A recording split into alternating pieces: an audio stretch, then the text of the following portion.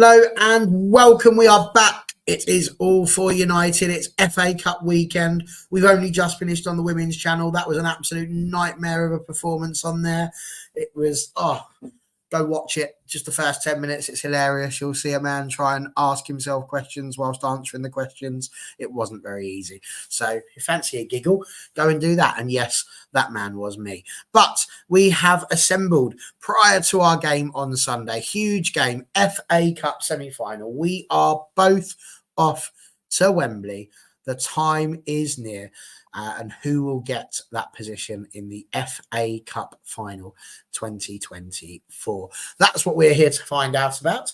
And we have got an absolutely cracking bunch of people. We're going to kick off with the enemy, the people that we brought in to have a nice... I'm joking, you're not enemies really. We're all fans here, all friends.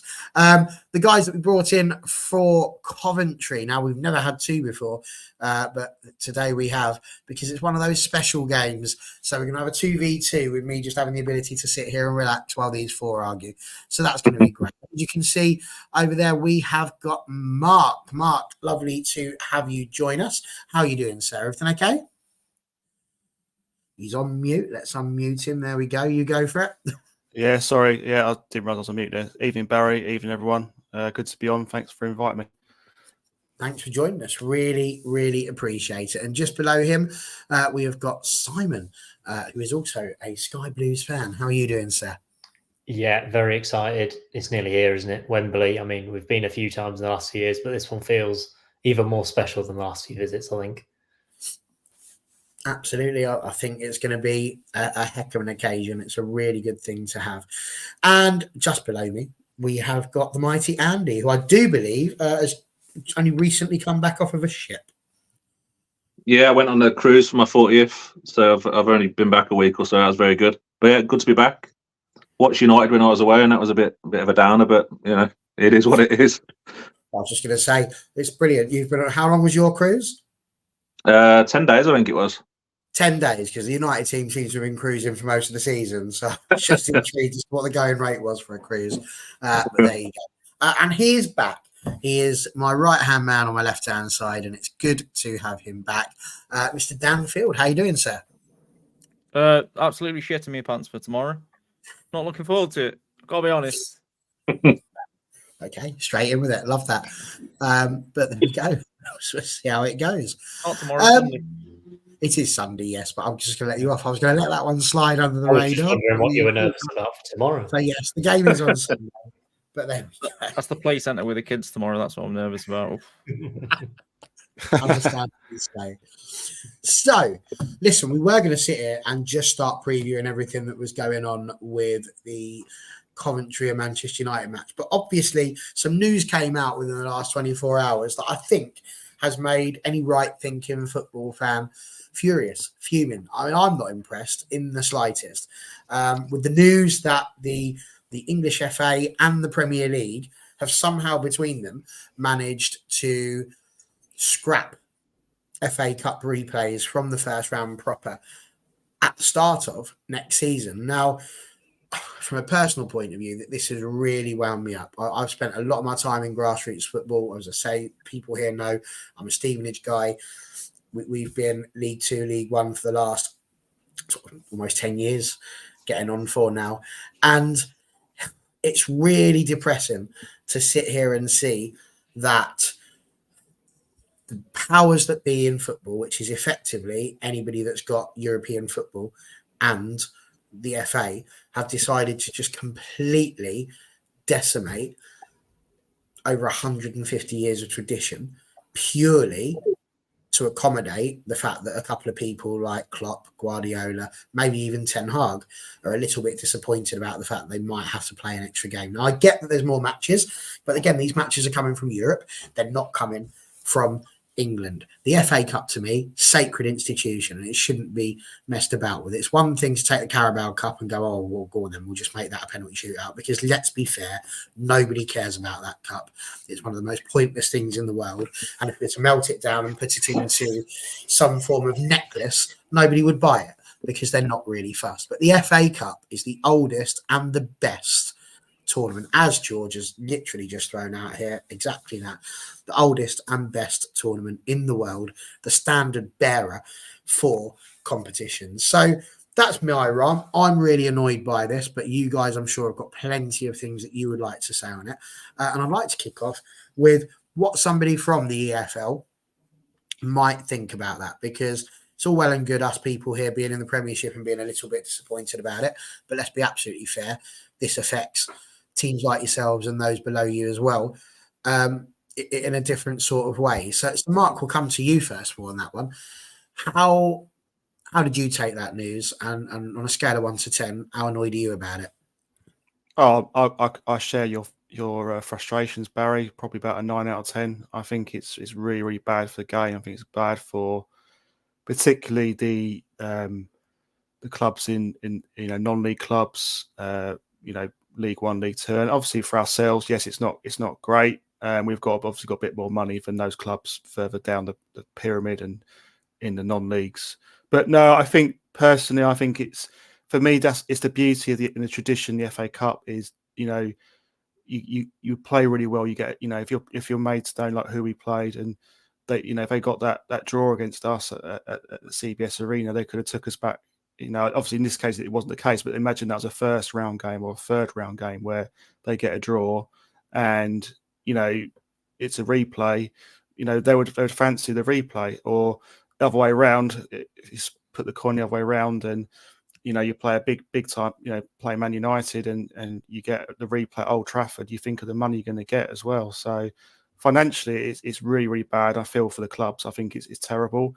I think the interesting thing I'd add, though, is I think the FA put out a statement today to sort of clarify their what they were saying, and I think they made it out like they consulted like the EFL and all the relevant clubs. But you see it on social media today. There's clubs putting out statements, Tranmere, Peterborough as examples, where they're condemning it. They're saying it's a ridiculous decision and that they weren't consulted.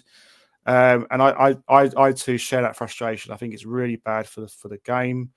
Okay, admittedly, if you look a bit, was it last week or so? Sky put after agreeing the broadcasting deal with the EFL to promise of more money for clubs lower down, which I guess is good. But I still think the FA Cup they shouldn't be messing around with replay. With this sort of thing, replay should be here to stay.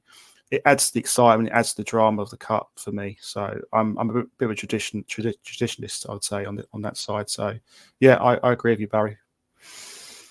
It's always a good way to start a podcast. That really cheers me up. Dan never says that, so you're welcome back anytime you like. I don't know if it's a good thing or not. We never got to see Ryan Giggs' hairy chest if replays were scrapped. That's a fair point. It was one of the greatest goals I've ever watched in my life, but I'm not convinced. We've got a few Coventry fans in today, so hello and welcome. Lovely to have you along. Andy, let's throw it over to you from the Man United point of view with regards to that. I mean, we've spoken all about it. You've got your own TikTok channel. I've got no idea if you've gone on to talk about this on there just yet. But for me, one of the big things as well with it is also the fact that you can have a game, and it's that knowledge, not just about the money, because yes, the money's good, and for teams lower down as well, that's a really big thing. But for fans, if you get Manchester United drawn at, at Accrington Stanley, and Accrington Stanley have that opportunity to draw and then come back to Old Trafford. I mean, they don't get to come and watch games at Old Trafford every single week or even every single season. It's a big thing for them to go and see some of these other bigger clubs that they're not going to get tickets for unless they are in a cup competition like this. So where do you stand on this situation? Yeah, I think as much as it is like financially for the clubs, I think when you see teams get that replay, what it means to the players, what it means to the fans. Like you say, it's days out they wouldn't get normally, which you're taking away. You're taking away those magic moments, the magic of the cup. And I just think it's a massive case of the haves and have-nots. It's the haves that don't really care about the have-nots. And I think it's a cup competition that's revered around the world. It's looked upon as probably one of the great cup competitions in the world, which we need to look after. But I also think we need to massively look after the pyramid. And if we don't look after the pyramid, we're going to lose it. And us as United fans will be, sat on sat on top, but it's the clubs underneath that we need to protect and we need to look after, and we're massively not doing, and we need to do much better. No, absolutely. And Boxers reminded us of the fact that Burton, who are known here as non-league Burton, took a replay once. I love it when we do that. These clubs that aren't, they just non-league, always in front of their names. And again, Bestie completely right. It's a big thing for the low league players too, as well. So, Simon, we'll throw the same question over to you as well. Where do you stand on having heard this news over the last day or so? Yeah, I think it's actually really refreshing to hear the kind of big club point of view that we kind of rarely get to hear, because you see these online fans who don't care about the FA Cup and don't care about the pyramid, these big six followers who just agree with everything that their manager says. So it's quite refreshing to hear that you guys do actually care about what goes on underneath you almost. I saw an interesting post. I completely agree with what's been said so far, but saw an interesting post regarding kind of boycotts and things. And it was the fact that someone suggested if all the non-league clubs boycotted the FA Cup, it would just be a League Cup ×2, and nobody would want that. I think there's been discussions. I know the Action Stanley owner's come out and said he could potentially support pulling his side out of the competition next year. So I think the fact that the power in this situation lies with the smaller clubs, because nobody wants cup competition with just the Premier League teams in it. Nobody wants another Carabao Cup where there's not even, a Maidstone United. And I also think just how many replays have Man United played this season in the FA Cup? None. I don't think we had any at all. Not No. I think so. The same, I think, maybe with Liverpool as well. I think the big clubs complaining about this potential extra game, they've already got rid of replays up to the quarterfinals, I think it was, or the fifth round. So I think they've already kind of hampered clubs in that way, taking it all the way back to the first round where, the finances really matter to clubs like Maidstone. It just makes no sense from my point of view. And also, we might not even be here in the semi-final this year if it hadn't been for a replay against Sheffield Wednesday. They might have beaten us on penalties, So we got them back to our place, beat them quite comfortably, but it's just part of the competition. And all the Football League clubs have played more games than the big teams, even those in Europe this season. For sure.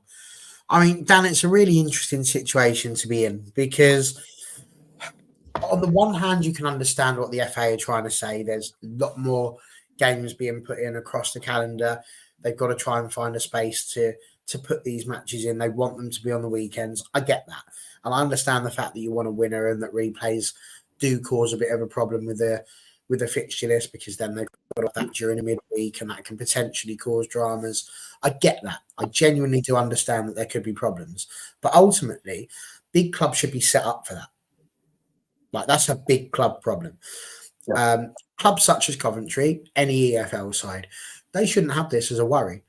Like, they've got to play 46 games in a season, plus whatever cup games there are, and that's their lot. They're not sitting there worrying about going off to play Feyenoord or Real Madrid or Barcelona or any of that lot, because that's not something that's available for clubs really outside of the Premier League. So, really, is this not a case of, once again, the Premier League just being a little bit too big for its boots? Because when you consider the number of players that each squad has, now obviously this season we've been severely depleted, so it would be difficult for us to rotate our defence, I grant you.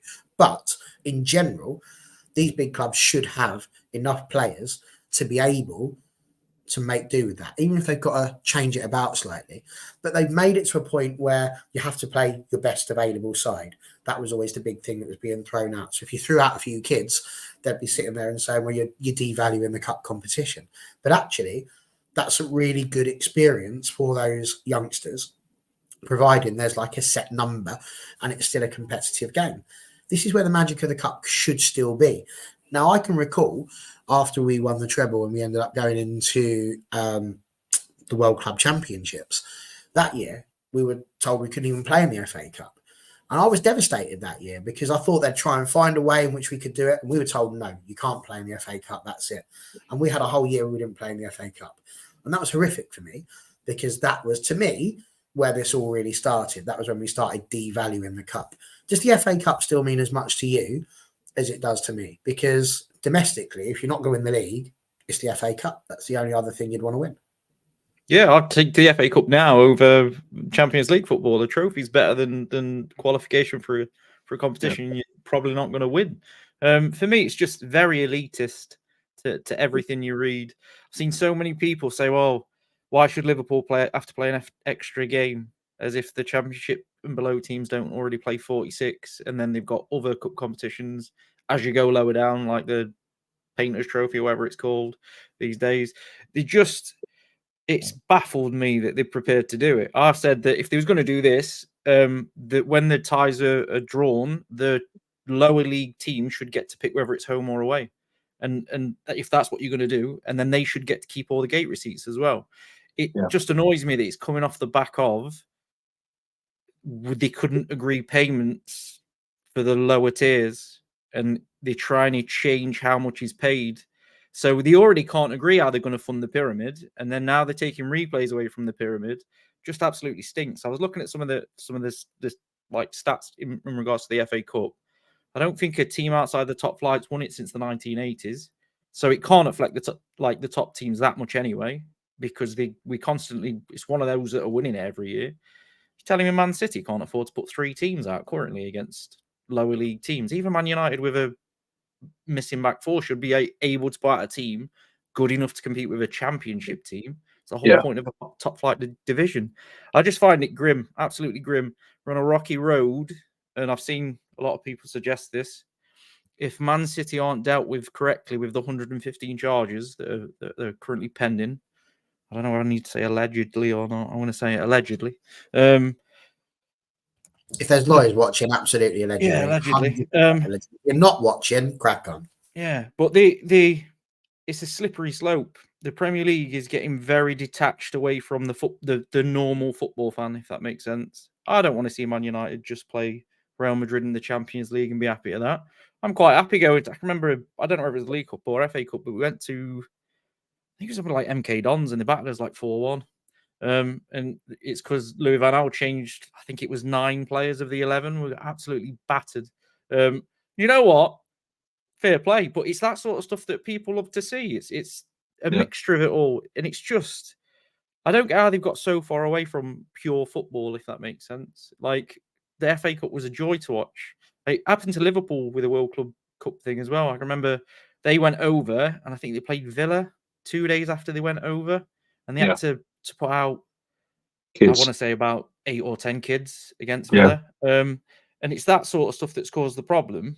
But ultimately, if I was the non-league or the EFL teams, I would genuinely, all of them, not just the non-league ones, all of them, I would boycott it. I would say none of us are going to enter next year, so it's just Prem teams, because it's costing them more than anybody. And there's definitely something going on behind the scenes with this football regulator as well. We're not seeing the full honest truth of what's happening in football at the minute.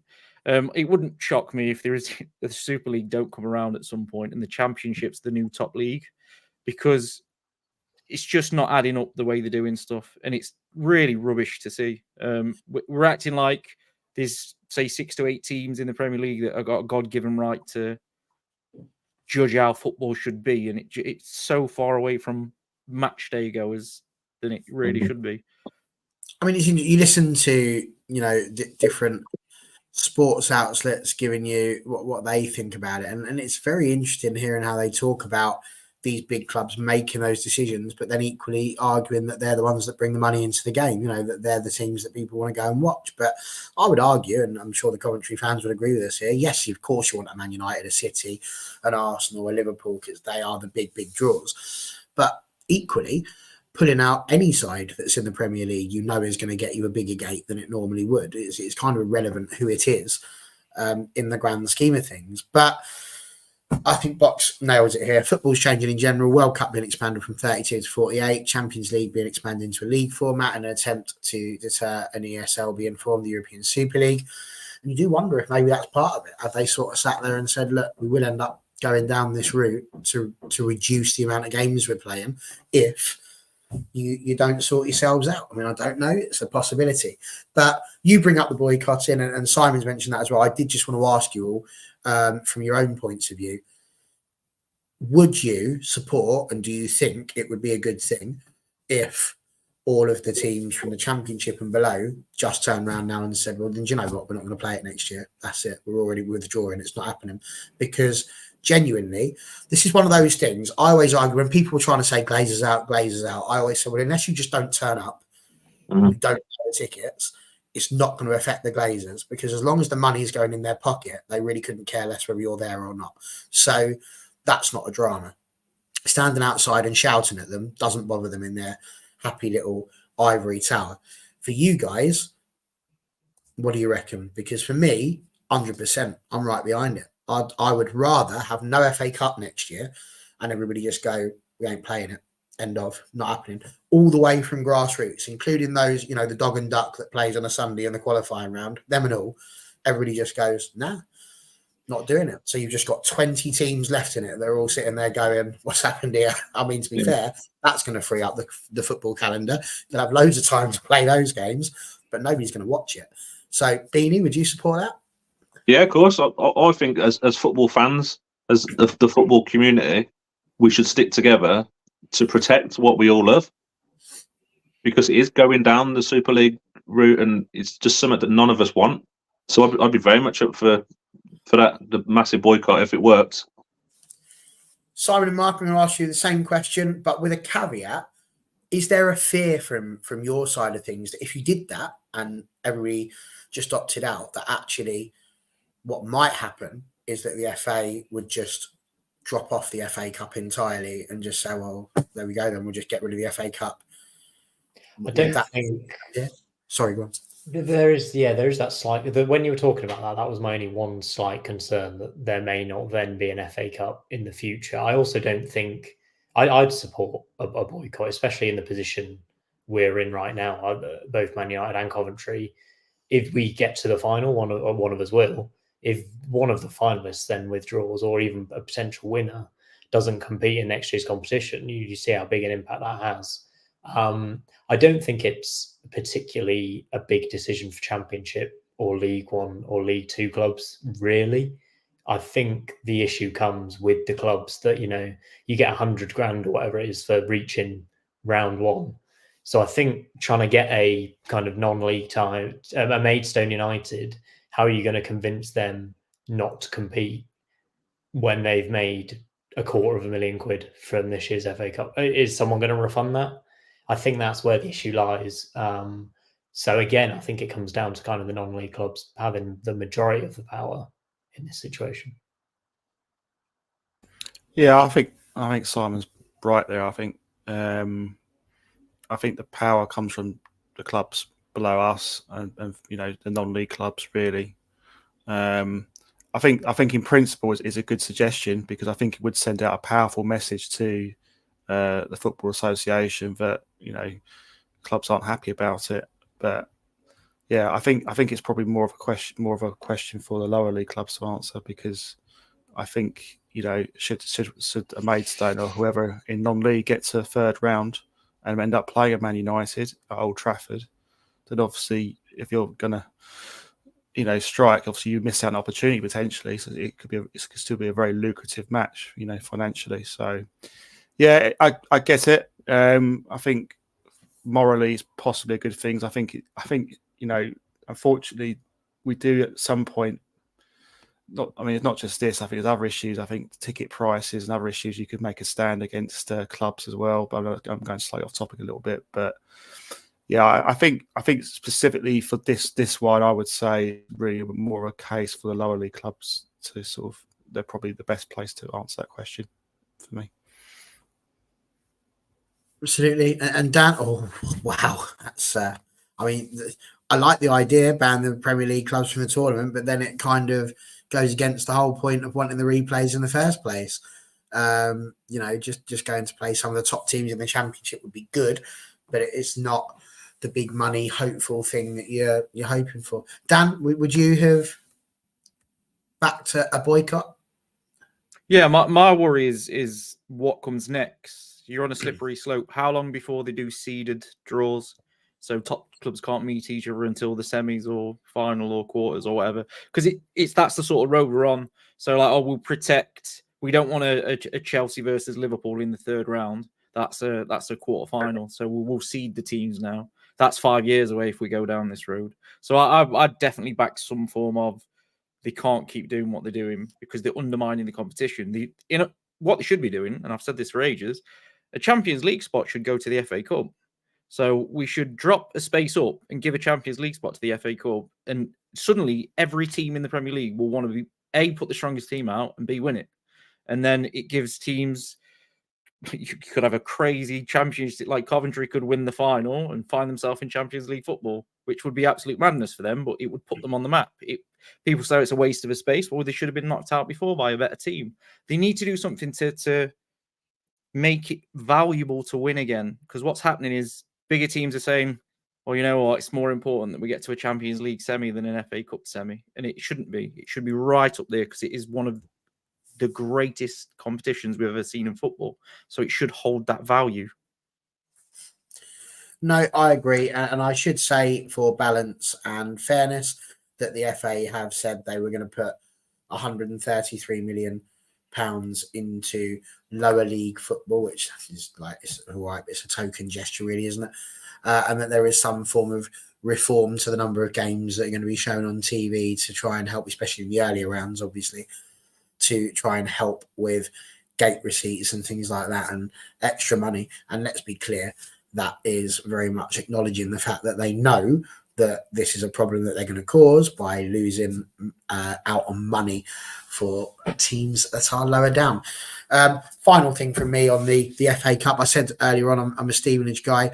In 1998, there was the biggest bust up that I think the world has ever seen when it comes to playing these games. So Stevenage, bless them, tiny little ground. It wasn't the biggest of them all.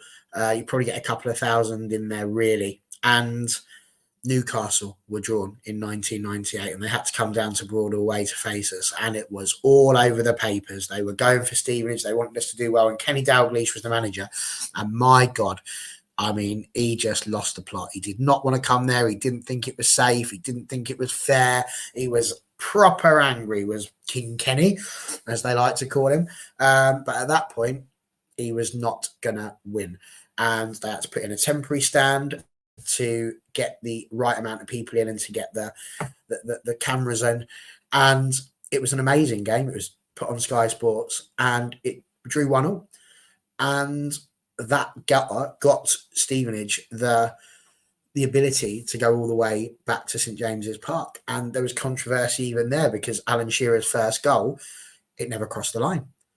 And the TV cameras proved it. But of course, it was given. And then they went on to score another one. So they did win in the end. But again, the money from that helped Stevenage to exist over a number of seasons. And it's a madness to think that anyone in the world wants to change.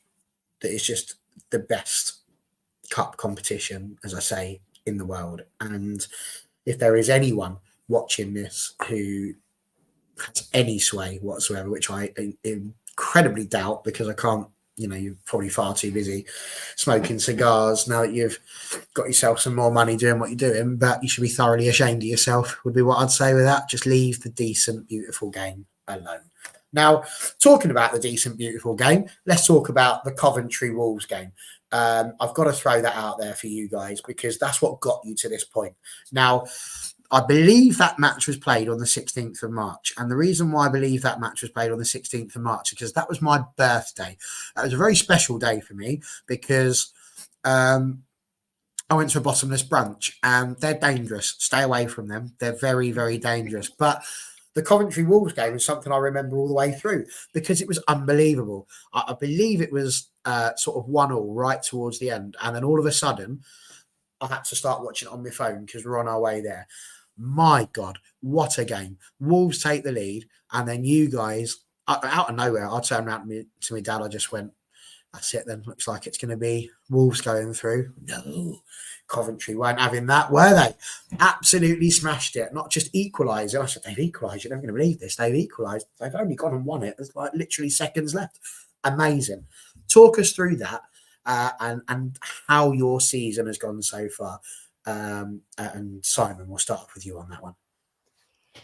Yeah, it's hard to put into words when a game like that kind of unfolds in front of you. One of the best Cov supporting moments I've ever had, I think, and it really was incredible. I don't think we've had a comeback like that ever. It was so good. I was so down because Wolves looked like they'd nicked it late on, and honestly, they didn't deserve it. It was one of our best performances of the season in that game. I'm sure Mark will agree with that. We created so many chances in that game and just, couldn't find the back of the net too often. Obviously, Sims opened the scoring. And then for it to end like that, I was delighted with an equaliser, thinking we're going to extra time. And all of a sudden, Hadji Wright whips it into the bottom corner and it's just pandemonium. So, yeah, I mean, that game has been the highlight. Since then, it's been a little bit iffy. We seem to be a bit inconsistent. Playoff hopes are probably over now. We've lost 3 of our last 4 games. The last game against Birmingham was arguably the worst performance of the season. We lost 3-0 and they're struggling in the relegation zone. But it just depends what kind of team turns up on the day. I mean, only a couple of weeks ago, we beat Leeds 2-1 at home and we were incredible again. So we seem to hit these incredible highs, but also have these days where we just... Cardiff at home, we lost at home too, and that was a dismal performance. And we seem to have these days where we turn up and days where we don't, and the contrast between the two is massive.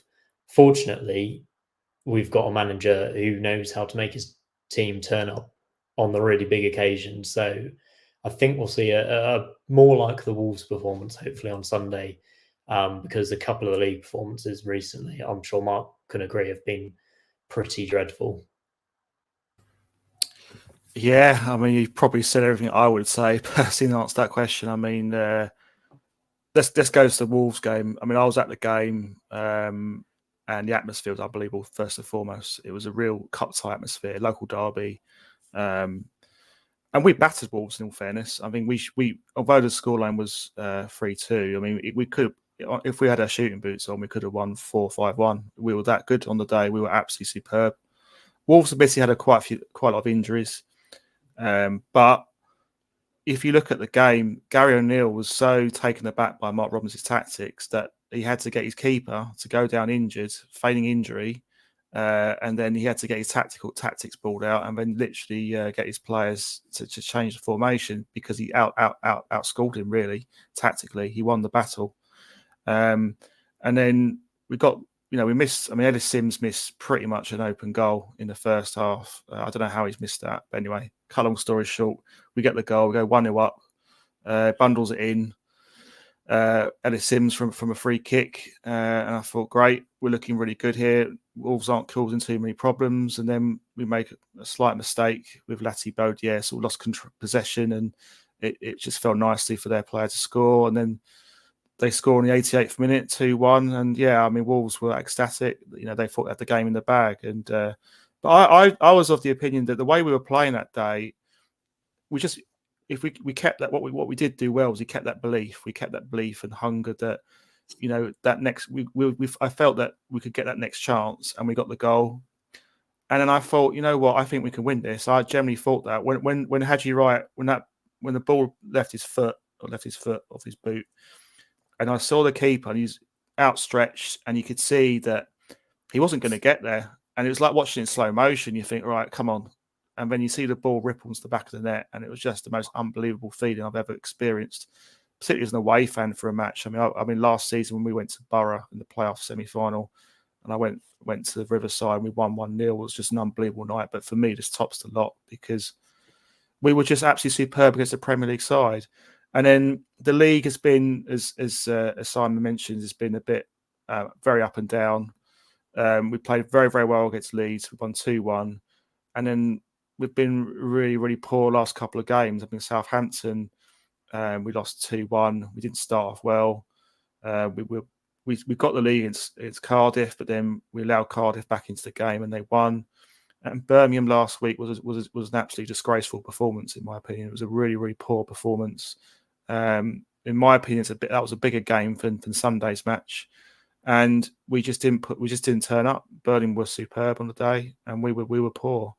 And unfortunately, I think playoffs are probably gone for the season. But I think, never was a semi-final place at Wembley on my radar at the start of the season. I think our cup record generally has been really, really poor. We usually get knocked out in the third round. It's usually non-league sides like Wrexham last season, and obviously everyone knows Sutton United back in '89, and in our bad years with Worcester City when we were like a League One, League Two side. So we've had some really, really dismal times in the FA Cup. But to get Man United is a great draw. Obviously, going into the semi-final, it was going to be I think we all wanted to avoid Manchester City, so I was happy first and foremost we didn't get Man City. I think if it was me, I had the choice. I'd rather have either United or Chelsea. So I'm quite happy United. I think obviously they're a really good side, and if they turn up, it's going to be difficult for us. But I think we've got a chance. I think the belief we've got, 36,000 fans behind us. I think we've got a chance. I'm not saying we're going to win, but what I do want to see is a performance, really, first and foremost. If we can get a performance in and do the city proud, then I think that's all you can ask for. And if we can win, it's a bonus. Absolutely. And was it Ellis Sims in the game who had was it a bit of an open goal and he didn't quite get it there? It was Sims, yeah. Yeah, it was Ellis Sims, yeah. I believe that just blew my mind. So I've got no idea what you were feeling at that point, but I was gobsmacked. But to be fair, we've had our fair share of absolute dross, so won't worry about that. Right, boys, over to you, because let's be fair, right? Coventry are not the only team to have had an absolute blinding last-minute result in their quarter-final, because for us, it was the mighty Liverpool, and we were worried as to how that was going to go. Obviously, it was the day after. Beanie, have you actually come down off of that high yet? Have they managed to knock you off that pedestal with the 700 draws that we've had since then and giving away goals in the last few minutes as if it's popcorn at the circus? What do you reckon? That was an amazing game, wasn't it? I mean, it's quite interesting listening to the lads talk about the Cov Wolves game. That mirrors so much for me what that United Liverpool game was like. Liverpool were all over us, but when we got to 2-2, I think it was Anthony, was it, that got the equaliser? It felt then like we could win that game. With his right foot. With his right foot. Never forget I didn't even know he had one. But yeah, it felt then to me like we could win that game. And it was just amazing. Like Mark says about the slow-mo, seeing it in slow-mo, that was exactly like Diallo. It was like, is Keller going to get to it? Is he going to get to it? And it just gets past him. But yeah, I think that's the sort of game I think this season United have been able to get up for. My worry with Sunday is we don't get up for the teams that we're meant to be beating, which is a bit of a worry for me. But I mean, that Liverpool game, that was phenomenal. I mean, how we'd been playing before that, most United fans, I think, would have probably thought we were going to get a bit of a stuffing. So yeah, it was the magic of the cup, weren't it? Both of them games, the magic of the cup, like we say. It was amazing 2 games. I mean, it was amazing, Dan, and it was a game that's going to live with me for a very, very, very long time, and of course was the start of Clippity Clop's demise with everything that's been going on. The quadruple, you say? Afraid not. That is long gone. Not a lot to play for now, and with a little bit of luck and a little bit of good fortune, fair weather, they'll end up with absolutely nothing, which would be, well, just bloody marvellous, wouldn't it, really? But, I mean, that game was amazing, but much like at the Coventry and the situation they're in at the moment, a really good cup result, and then the league form just faltered. And where we were sort of in with an outside chance of maybe getting the 4th or 5th position, that now looks miles away. I mean, at Coventry are, I think, 8th position. They'll probably get to about, I think it was 75, was it? So you can get like 3 or 4 points higher than the teams in 6th. So the playoffs not looking ideal for Coventry, but exactly the same problem with us. To get into 4th or 5th now, we're going to need 10 points, and that's not looking like we're going to do that with other teams dropping points as well ahead of us. So it's one of those, isn't it? The league form sort of dropped. This really is our season, this game. This is it. If we want to win anything, if we want to have any joy whatsoever, this is it. Do you worry, as Andy says there, that they're not going to get up for it? Or do you think that this is one of those where the team talk sort of does itself? If you want to win anything and you want to have any success, this is the day you've got to go and get it. I said it in Beanie's live earlier on TikTok, actually. This game's massive for the season and the manager. I genuinely think, and it's no dig at Coventry, but if Ten Hag can't get the lads up to beat Coventry in a semi-final of an FA Cup, to get to a final, possibly against Man City again, to get some revenge, then he's going to struggle to get them up for anything. And then I think he goes. I think if we lose on Sunday, I don't think he's here Monday. He might still be here for the rest of the season. But I think behind the doors, he's probably told he's gone in the summer. You can't be in this position and not get to a final.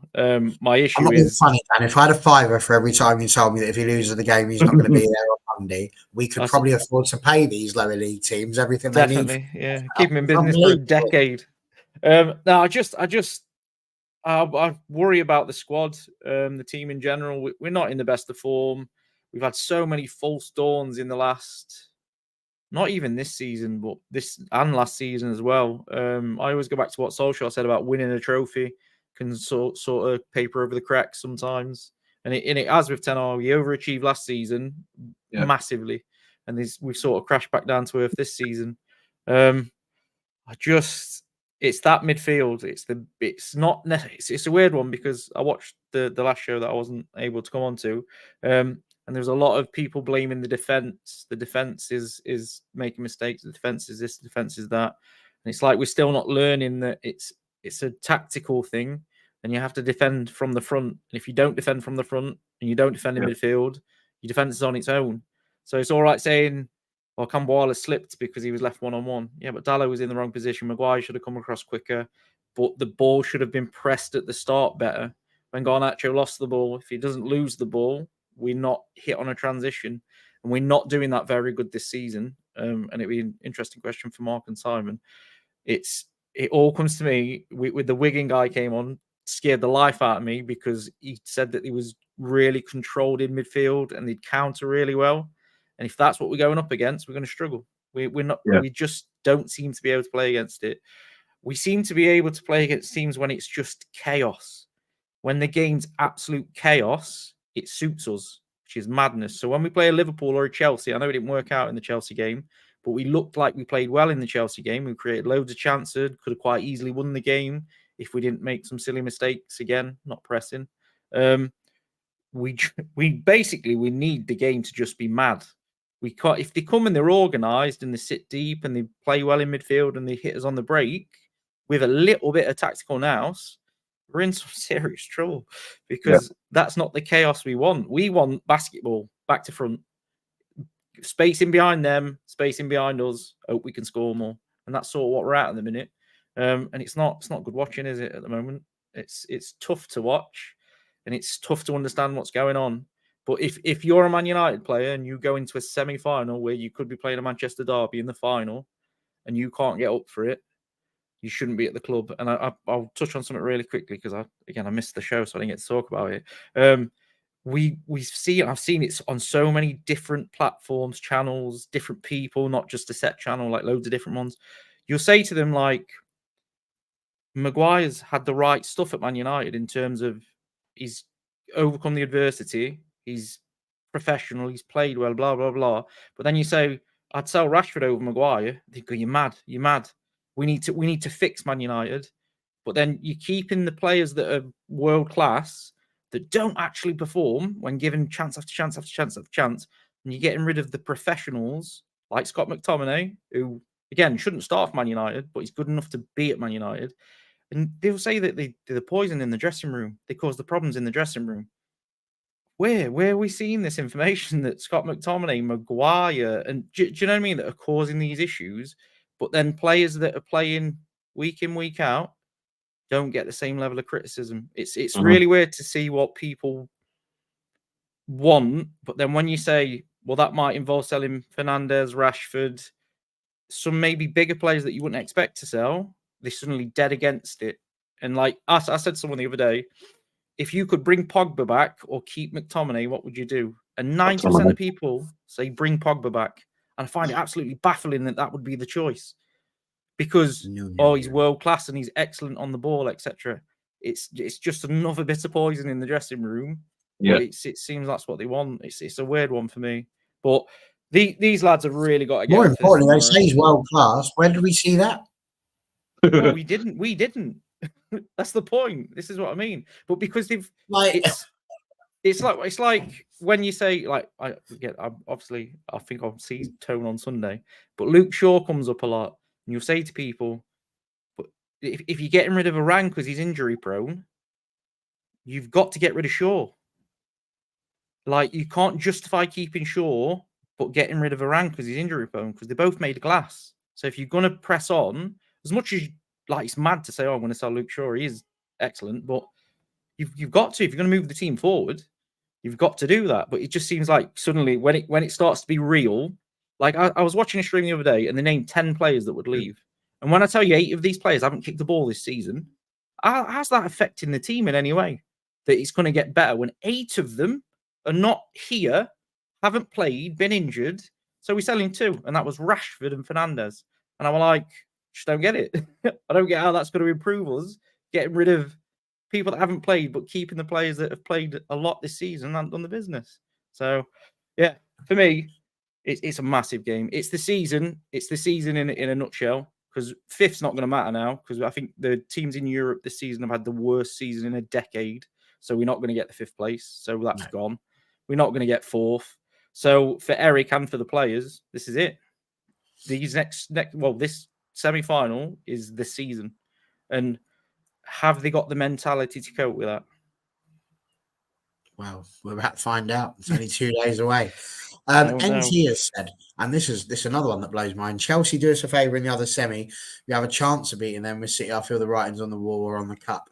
And very interesting, because I don't know, with the game we had against Chelsea recently and how Cole Palmer's been getting on, that would be a very interesting final indeed. But again, don't discount Coventry. It'd be interesting to know who they would want in the final if they were to get there. We'll ask that towards the end. But I wanted to ask you a little bit about your team in general. What if there's any particular sort of lineups you might be expecting? We know that there's no Casey Palmer. This was a strange one. So he got a yellow card for encroaching on the pitch when you scored that last-minute goal against Wolves, and as a result, he got a yellow card, and that means he's not allowed to play. I laugh. Is that real? That is real. That's madness. He'd have been better off going and punching the referee and getting sent off, so he could have served the bat. It's so annoying, honestly. I'm so annoyed about it, because he's so if it would have got sent off, it would have been served in the league, wouldn't it? Yeah, he could have done what Diallo did, and instead we're missing one of our very few attacking players, and he's been great this season, in my opinion. That's madness. It's mad. Yeah. It genuinely is. So he got a yellow card, like we say. He's not going to be able to play. But you do have, obviously, Ellis Sims with his 13 goals and 1 assist in the leagues, in the games that he played so far this season. And, of course, Haji Wright as well. I hope I've said that right. No pun intended there. With 21 goal involvements, he's doing incredibly well. So give us a little bit of an idea of some of the players you've got, people that you think might be able to cause Manchester United a problem based on what we've seen, bearing in mind the fact that we've got 3 fit defenders. One of those is a toddler, and the other one is apparently struggling to be mobile at all. Do you want to kick off? Yeah, I mean, I think Ellis Sims, obviously, and Haji Wright, 2 our top goal scorers this season, I think can cause Man United problems. Callum O'Hare, unfortunately, is looking likely that he's not going to be with us. So I think it'll be an opportunity for him to really perform and make a name for himself, particularly in front of the live cameras on the TV. He's got undoubted quality. Probably hasn't had one of his better seasons. He started off well, but he's been a little bit hot and cold at times. But his quality is undoubted, and I think if he turns up, he can definitely cause Man United problems. So I think they're the 3 sort of main players, I would say. Milan Van Ivak, who'll be our right back, I'd imagine, for this game. but he's not bad. He's pretty good going forward. So I think we have got options with our starting 11. I think my slight concern with us is probably we don't have a lot of depth in our squad. We've got a very, very thin squad, and it is frustrating that Casey Palmer is suspended, as we've all just touched on there. I think it's just absolutely bonkers, that one. But yeah, they're the three for me. Yeah, I think the question for me is, you mentioned Van Avaak there, so he's absolutely rapid for the United fans. We've been playing him kind of right wing in the absence of any other wide player we can possibly play apart from Fabio Tavares, who's a youngster who hasn't really proved himself yet. I think he probably does need to play right back, as you have the likes of Rashford and Garnacho, and Joel Atibodia is pretty slow when he's filled in there. So I think that'll be a bit of a weak point if he plays there. Mark, who do you think will start right wing? Do you think it'll be Tavares if he puts Van Avaak at right back? Would he do that? I don't think he will. So I mean, I can give you the team that I think he'll go with. I think he'll go Brad. I think Brad Collins would keep his place in goal. I know he's had a couple of iffy games, but I think I'd rather have him than Ben Wilson. I'd rather have Wilson out of the Tom Hanks film than Ben Wilson. I don't rate him at all to keep. But anyway, Brad Collins my keeper. To get an equaliser like he did at Blackburn. Castaway is the film I was thinking of, by the way. So I go Van Ivac right back. I go Thomas and Kitchen as my centre halves. Bidwell left back. And I go Latty as a sort of a holding midfielder, and then I'll play just in front. I'll go Sheaf and Eccles. So I want a bit of solidity in that midfield. I want to make it as difficult as I can for United to break us down. As the guys were touching on about the fact that if you can frustrate them and not make it into a basketball match, that's what I'll be thinking by Mark Robins. And then I'd go with sort of a kind of a not so much three strikers, but three attacking players. I think you have sort of Sims the lone striker with Wright and O'Hare sort of playing off. So I think O'Hare could play like a floating right sort of position, maybe. We don't really have a recognised wing on the right hand side. I think that's the biggest problem with our team. The team lacks depth, or the squad lacks depth, doesn't it? Really. I mean, that we had a Japanese winger, Tatsuro Sakamoto, who's been incredible this season, and he got really unfortunate kind of back injury, jumping for a header, ruled out for the season, and we found a formation in this 4-2-3-1 that really suits the way we like to attack. But unfortunately, with that injury, we kind of don't have the players to fill in that system. So Hadji Wright's a much better forward playing from the left than he is as a striker in terms of receiving the ball and getting a goal. Ellis Sims is much better as a lone striker as well, it seems. So we're just kind of filling in a gap on that right-hand side at the minute. I think that your lineup is probably the best we could do. I just worry that it might be Latibodia at right back and Van Avaak on the right wing. Yeah, I agree, Simon. I mean, obviously when we beat Wolves, we had Natty at right back and Van Ivac further forward, and I do worry about the likes of Rashford, Garnacho, Anthony. They've got so much quality going forward. I'd want someone with pace at right back to combat that. So that'd be my line of thinking if I'm Mark Robins.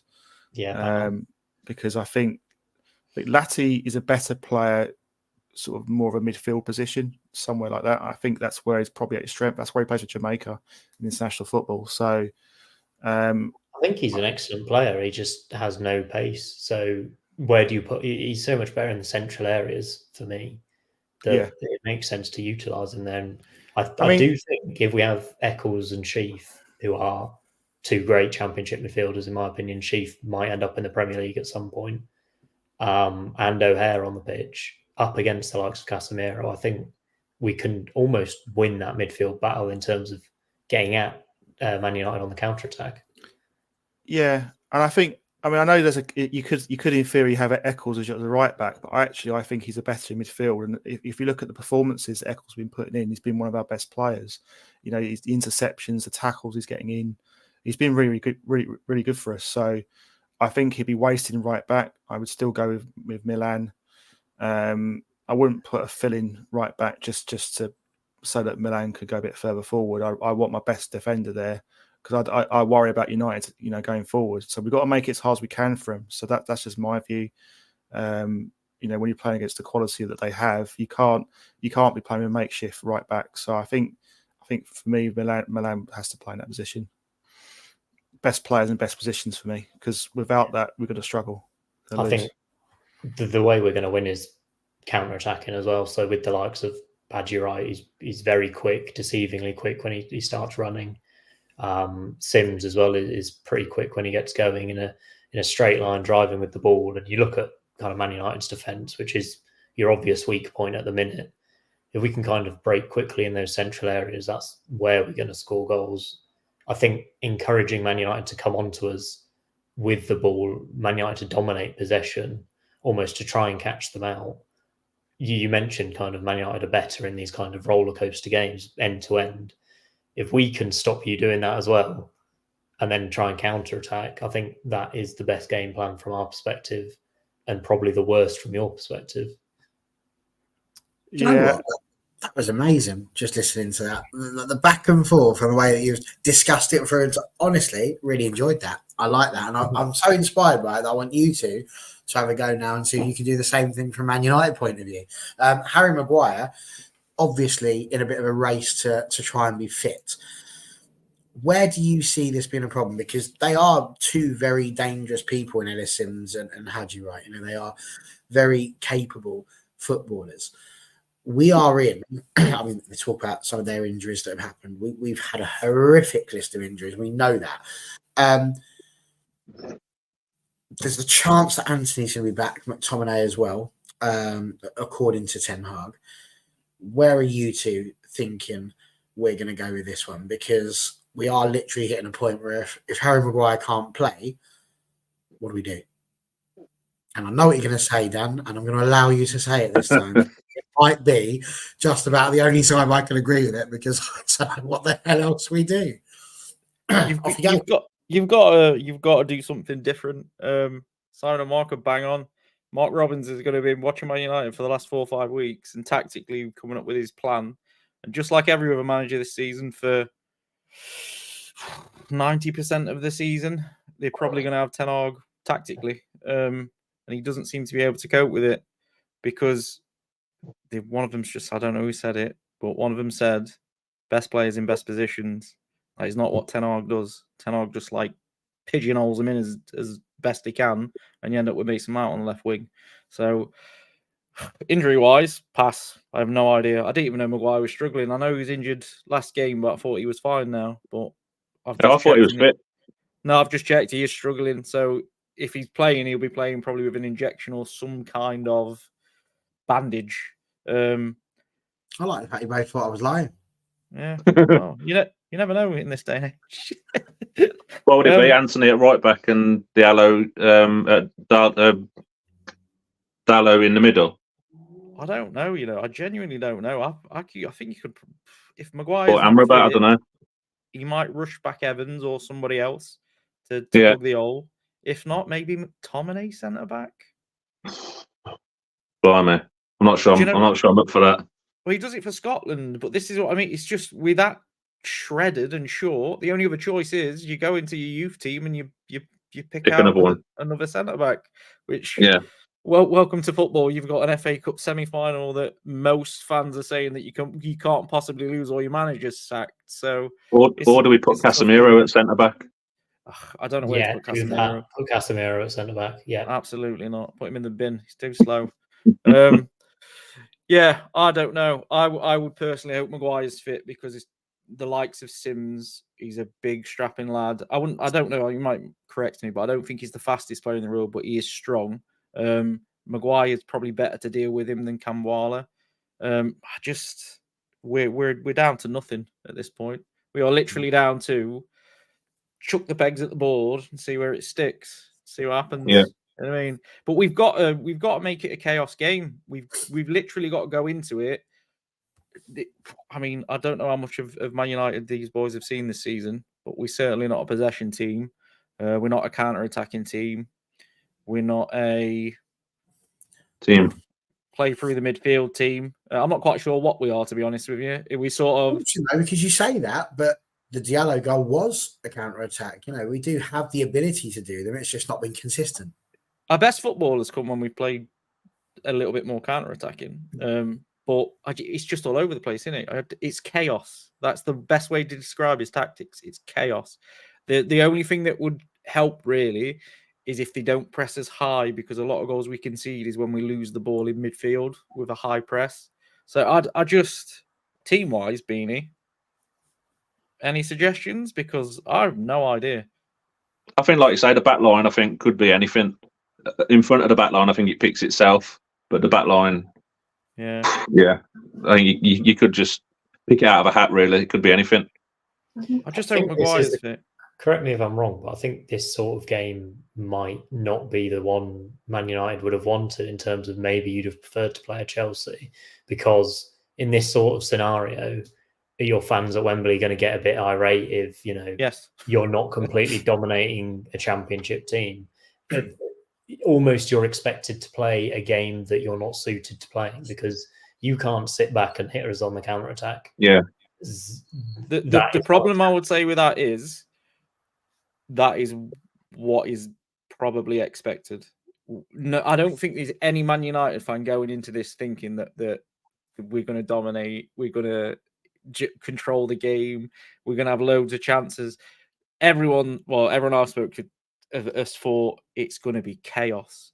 So, like, if Coventry can slow down the chaos, it's going to benefit them more than it benefits us, because we're embracing the chaos at the minute. It don't always work out very well, like against Chelsea, but it does against Liverpool. But there's not going to be a performance there that we think, wow, that's leading to something. Like I say, we've had so many false dawns this season where we thought, bloody hell, there's a team in here somewhere. Gone. It's gone again for 5 weeks. And then it'll come back and you'll be like, oh, there's a team in here somewhere. And it's gone again. And it's just so hard to put your finger on what the problem is, because there's so many problems, if that makes sense. There's just too many to put your finger on. We've seen all season, and I've said it all season on this channel, we've seen the same players start pretty much all season, not defend from the front, not defend in midfield, struggle in defence, and these players keep getting picked, and he's doing exactly what Solskjaer did, which is he's going to die on the sword that he's wielding, because he refuses to go. I'm dropping Casemiro, I'm dropping Fernandes, I'm dropping Rashford. I'm going to try something completely different because this isn't working. It's going to be the same thing. I'd imagine if you can stick the same team out as last time, that's what we'll see. I don't think there'll be any major changes. And then he'll have better subs, maybe. There we go. I think the first goal's massive. As the Cov lads have said, that they're going to try and make it, they imagine they're probably going to try and make it difficult for us. If we can get the first goal to pull them out, I think that'll play massively to how we'll want to play. Like you say, a bit of counter-attacking, open the game up a bit. But if Cov can score the first goal, I think it could be a very uncomfortable afternoon for us. I think there's a difficult conversation to be had about Højlund at some point as well. Because we've blamed a lot of the forward pressing and stuff like this, and no one creates him chances, etc. But his overall play since he returned from injury has been non-existent. He has to do more, doesn't he? Yeah, he's not making the runs that he should make. He's not getting on the ball as much as he should get on the ball. He's sort of... Someone said, stick Anthony on the left to force Anthony to cross balls into the box. That's all good and well, but you can't sort of just stick someone up front and hit them with Man United. You could do that at Man City because they've got the players for it. You need everyone to work as a team. And I think the problem we're going to run into is Coventry are going to play as a team. We're sort of a mix of a team and individuals. And if they can get on that side, then we're going to have problems. But having said that, I feel like Rashford's going to come good tomorrow. I'm going to go out on a limb. I genuinely think he's going to come good tomorrow, and he's going to get us to a final. There you go. Lewis doesn't perform on Sunday. That's fine, because he said he would perform tomorrow. Yeah. So, do you know what? It's because I think it's Saturday today. It's been such a long week. If it makes you feel better about your maybe Højlund lack of contribution, if you put a cross into the box, there's a 50% chance one of our defenders will turn it into their own net at the moment in their mark. Well, yeah. I think 3 own goals in 3 games, is it? Yeah, we had a bit of a spate. We had 2 against Cardiff and then 1 against Birmingham. So, yeah. It's just a shame we don't tend to cross it. Yeah, we don't cross at all. Yeah, that'll help us out. Maybe we could just spam crosses on like FIFA or something. Just keep spamming the crosses. See what happens. Yeah, I'm quite happy to listen to the negativity that I'm hearing about Man United. So it's kind of music to my ears. I It's just been gotta a hope we long turn. season, Mark. It really has. Honestly, Yeah, it's been All part such of a our long plan. season. yeah. Try and lull us in. I can see that. So yeah, we'll just. Interesting. Well, we've virtually reached the end, I think, of the preview as such. But I do feel like there's one last little bit that hasn't been mentioned, because obviously the Coventry manager is Mark Robbins, and anyone who is a true and proper Manchester United fan will know that name, because back in 1990, and everything's going to go round full circle now. In 1990, Manchester United won a run of 11 games in the league without a win. And Sir Alex Ferguson, who he is now, back then he was just called Alex or Alec. They weren't interested in having him because it wasn't looking like we were going to become the powerhouse that we became. And little old Mark Robbins, at the age of 20, found himself in the time of his life, because we were talking about finals having replays as well, and that's exactly what happened. United went up against Crystal Palace, drew the game, and had to have an FA Cup final replay. So you kids don't know you're born. You're sitting there thinking, oh well, at least the final was we each have to sit there and go, now we've got to wait again and see the final get played again. Imagine that. You got tickets to go to the final, it could draw, and you'd go, I've got to buy them tickets. It's unbelievable. So don't get so upset. It used to be really bad. But yeah, we got that. And Mark Robbins in the FA Cup final replay scored the goal. It's a bit of a myth. They say it's the goal that saved Alex Ferguson's career. It's been debunked a little bit now. It would do, wouldn't it? Because who's going to be the person that was going to say, yeah, I was going to fire him if they didn't win? Because that person would have no credibility left in football whatsoever, would they? But it happened. And Mark Robbins scored the goal that undoubtedly, whichever way it goes, got Alex Ferguson his first trophy, and indeed Manchester United's first trophy of what was an unbelievable reign. Now, we bring all that in because obviously that is a really big link. But my question to you two, young Mark and young Simon, is number one, do you see a similar sort of fairy tale? Can you see somebody in your side being the Mark Robbins who could nick a goal? What do you think the score is going to be? Go on, Mark. I'll let you start, because I'm just going to think about Mark Robbins for a little while longer, I think, and smile. Yeah. No, I think we can all agree that Mark Robbins is a legend at Coventry and Man United. Obviously, I think you look at the success that that goal he scored in that cup match, and I think that helped to lead to domination of trophies that Sir Alex Ferguson won for United. I think in terms of the game, yeah, of course we can win the game. We've got to believe. I think that's the most important thing, is belief. Is going out there and being positive, and don't think about, oh, it's Manchester United, they're a massive club, and don't think about the history and all that. You're just playing a team of 11 men in red shirts. That's all it is. You got to keep it simple. So we can win the game. We've got to believe. You've got to be positive. Don't show any fear. I think we've got quality. Haji Wright is capable of scoring goals. We saw that in the game against Wolves. Ellis Sims, has been in good form. So we've got the players. Callum O'Hare as well. I have to say, the three players I mentioned earlier, I think are key to us winning this game. And I think we can beat Man United. There's absolutely no reason why we can't. But I think to do that, we've got to perform for 90 minutes or 95, 96, whatever it is, because we cannot afford a bad first half performance. If that happens, it's game over and we're going back home. It's Man United going through it. And it goes back to my point earlier. We need a performance. If we can perform and we're capable of turning up against Man United, because we've proven in the Championship we're playing the big teams like Leeds and Leicester's of this world, and we've beaten them. So we can compete with those sides. And I think United, I don't think where we seem to struggle, I feel, is against teams that sit back, put 10 men behind the ball, and they hit us on the counter. That's where we can be a bit vulnerable. I think United will play more of a patient style of football. I'm gonna say so. I think it might suit us a bit, and I think we can win. I think we can win extra time. I'm gonna go 3-2 Cov extra time.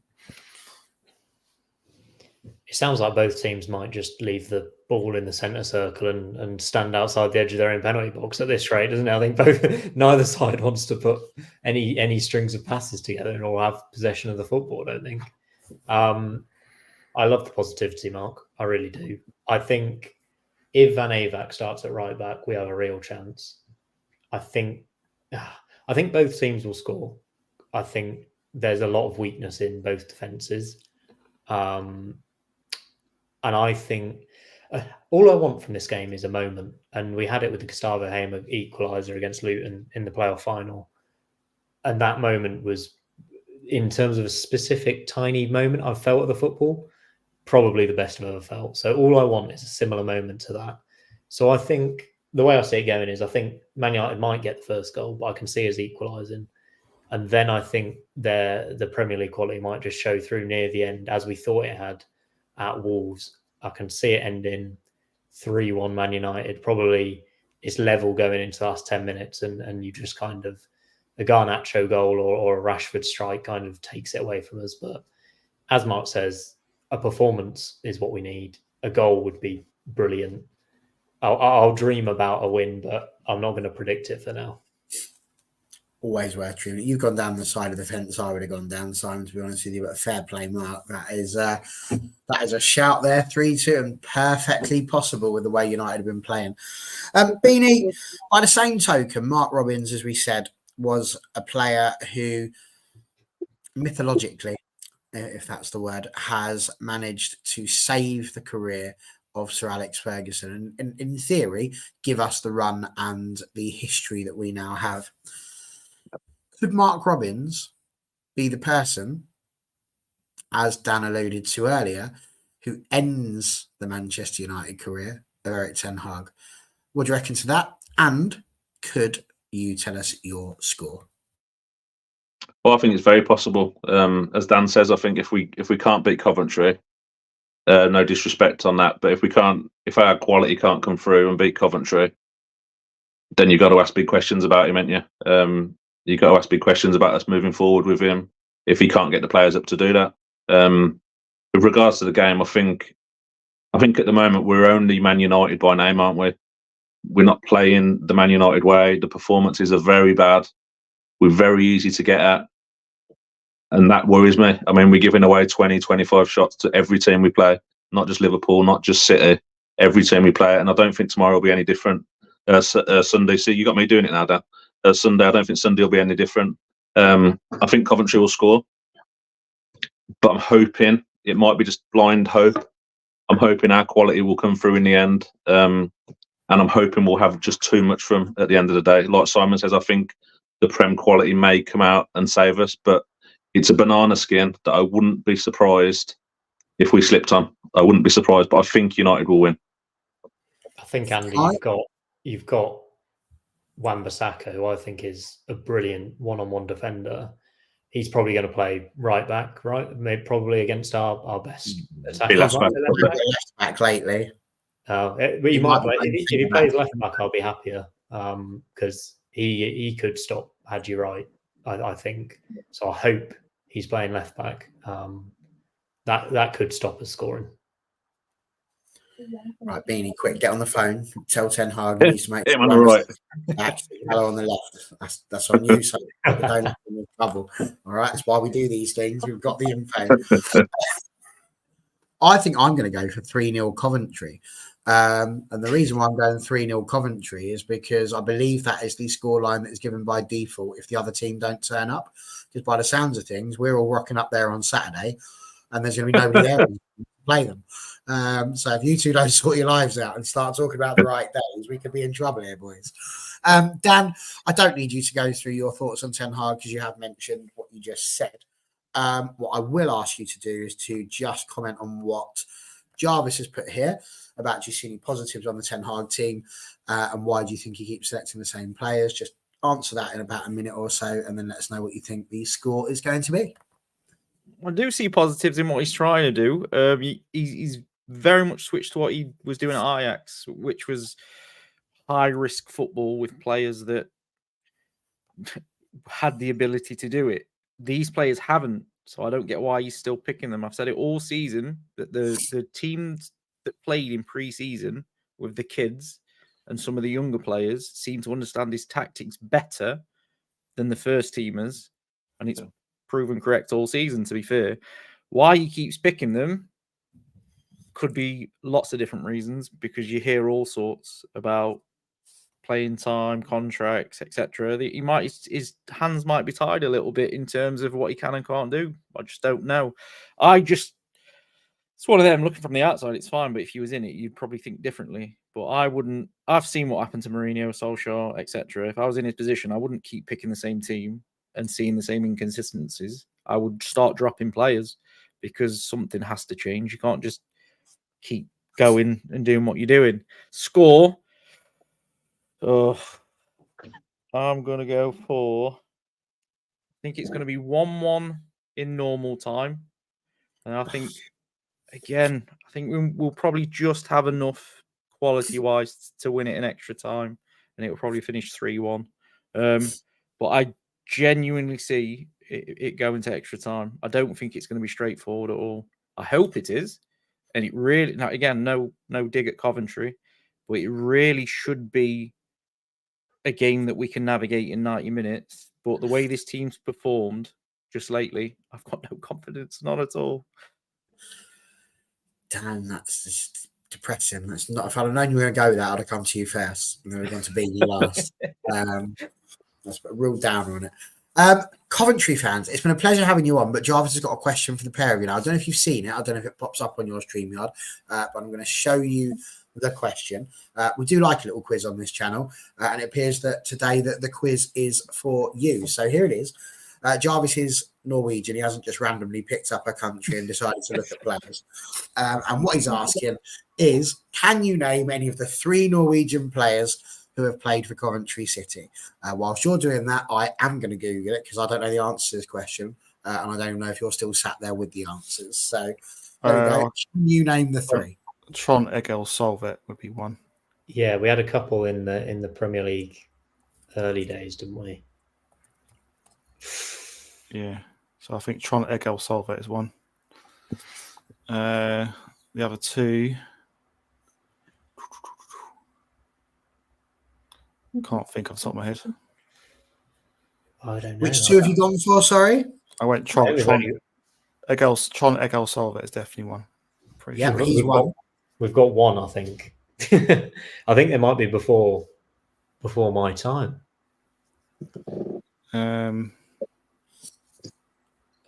Someone like Frank, he wasn't Norwegian. I'm just trying to think of one of those. The list I've found has only got 2, but one of them is a 2020 one. So yeah, you said Saltzpet. Obviously, he's 1998-ish. Oh, Ostergaard. Say again, Ostergaard. Yeah. Yes. I can't help you with a third one, so this one's going to be a game for all of us. Can we name the 3rd Norwegian Coventry player? Which is going to be trickier for us 3 than it is for you 2, that's for sure. But apparently there's a 3rd. So Jarvis, you might have to give us the answer. I don't think we're going to know that. But fair play, you did very well indeed. Boys, it's been an absolute pleasure having you on the show. You've both been absolute diamonds. Dan says that his favourite preview show was the Spurs one. This has been my favourite one. It's gone really, really well. Everybody's had a good old chat. We've had a good old moan about the FA being absolute numpties. And we've all come out of it feeling pretty good. He's saying now, yes, here we go. Yep, so who's the 3rd one, Jarvis? Come on.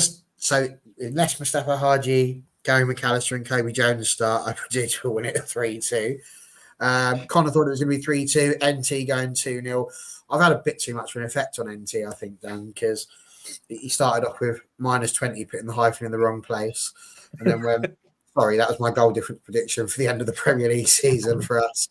Hey, you're not before wrong. There we go. We got there. Here it is. It is Rune Norman. Think he only played 1 game. That's harsh. Yes, I You heard of him? Yeah, I remember him. Yes, I remember him. Yeah, he played in the sort of Gordon Strachan era, the 90s, early 2000s. There you go. See, these guys know their onions, which is good news, and that's why we had them on. So, Andy, lovely to have you on as well. Give a little shout out for your little TikTok and your places. Where can people find you if they would like to hear more of your insane ramblings? On TikTok, I forget what the handle is, to be honest. It's Beanie, but that's terrible, isn't it? Yeah, just search Beanie and I'll come up somewhere. Sorry, that's awful. That you don't message yourself, though, do you? So I can't remember. What is it? MUFC Beanie 7, as the wife informs me now. MUFC Beanie 7. That's true love, though. It comes to the rescue. That's blown my absolute mind. That has. Simon, if people have been on here and they've enjoyed listening to what you've had to say, whereabouts can people find you? And is there anything you'd like to shout out before you go? Yeah, I mean, just if you want to see more Cov ramblings and me presenting podcasts and other things, it's Simon L Sport on Twitter. It's mainly just Cov, but you know, if you enjoy that sort of stuff, give us a follow.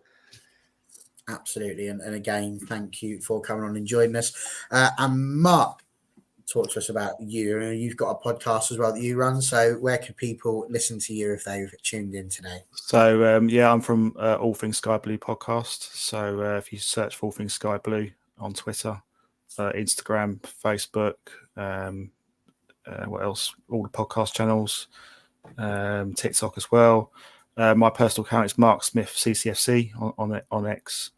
So yeah, give me a follow. And I generally talk mainly Coventry City. I'm also a big Warwickshire cricket fan as well. I like my cricket, it's my other sport. So that's generally what I tweet about, but predominantly it's Coventry City.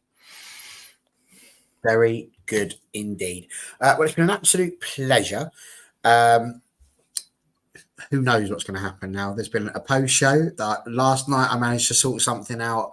And we all just stayed quiet and nipped out of there. There's every chance that Dan's going to have to click end stream if this doesn't work.